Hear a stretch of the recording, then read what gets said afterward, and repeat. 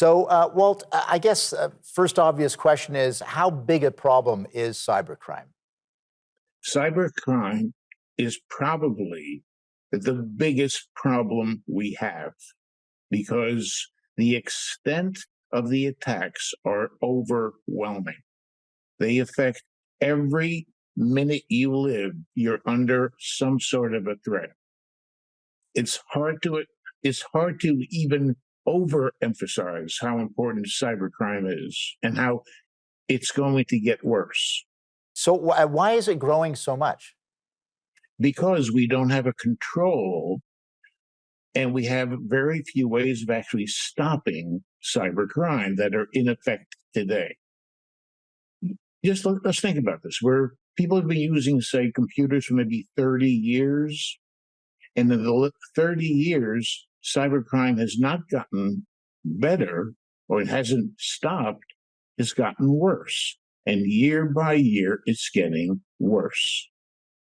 Are the Just think. are the actors getting just more sophisticated? Is that part of the problem? These malevolent actors? No, no, they're Huh. just more actors getting into the business, Hmm. and they're seeing how easy it is to make a little bit of money with cybercrime.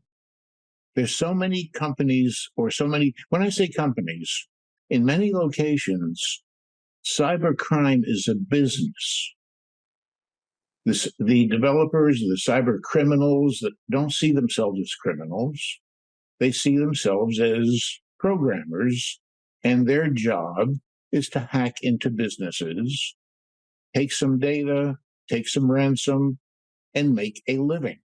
Hmm. They don't see themselves other than another business.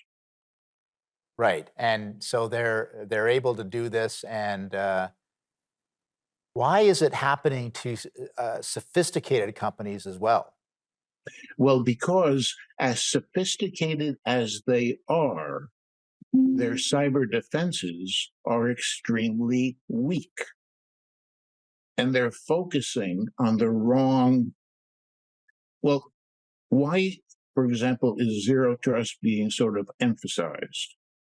Because zero trust is a different way of looking at cybersecurity. So to date, we're being attacked constantly.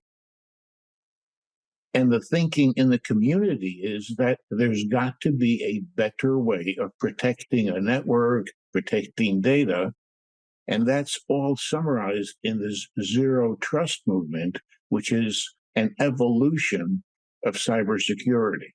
It's a different way of looking at cybersecurity. Right. Well, let's talk a little bit about zero trust architecture. What is that exactly? Okay.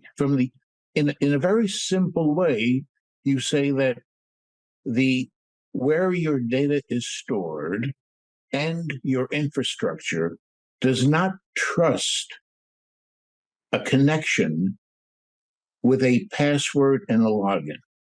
So we're so used to having enter your login, enter your username, enter your password, and you go into an application. That doesn't prove who you are because the hackers that are on your network have your login and they have your password. Right. So asking a hacker for a login and password only allows them into an application, but they've already spoofed the password. They're on your network.